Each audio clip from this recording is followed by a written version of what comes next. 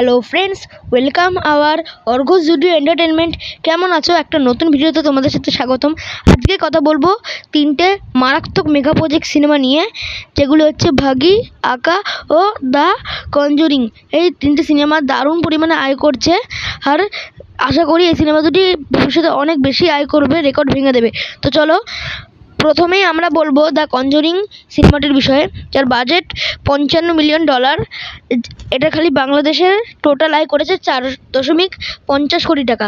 কিন্তু এটার ইন্ডিয়ান বাজেটটা আমরা খুঁজে পাইনি, ওয়েবসাইট থেকে আমরা কিছু ইন্ডিয়ান বাজেটটা পাইনি, তাই আপনাদের বাংলাদেশ বাজেটটাই বললাম।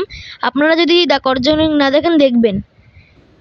এরপরে আমরা কথা বলবো আকা সিনেমাটি নিয়ে, যার বাজেট হচ্ছে 35 লক্ষ টাকা, যার টোটাল কালেকশন 46 লক্ষ টাকা। নিজের যে বাজেট পেরিয়ে গেছে আকা সিনেমাটি, যে সিনেমাটি একটি দারুণ আয় করছে এবং এটিকেও একটা মেগা প্রজেক্ট হিসেবেই মানা হচ্ছে। এটার ওটিটি কালেকশনটা আমি পেলাম না, সেটা বলতে পারিনি। আকা না দেখলে দেখবেন, দারুণ সিনেমা। এরপরে আমরা কথা বলবো ভাগি 4 সিনেমাটিকে নিয়ে, যার বাজেট হচ্ছে 200 কোটি টাকা, কিন্তু এটা টোটাল আয় করেছে 96 কোটি টাকা 7 দিনে, যেটা একটা বক্স অফিস আয়, দারুণ আয় করেছে। আর এটি একটি মেগা প্রজেক্ট। টাইগার সাফির এই সিনেমাটি দারুণ আয় করেছে।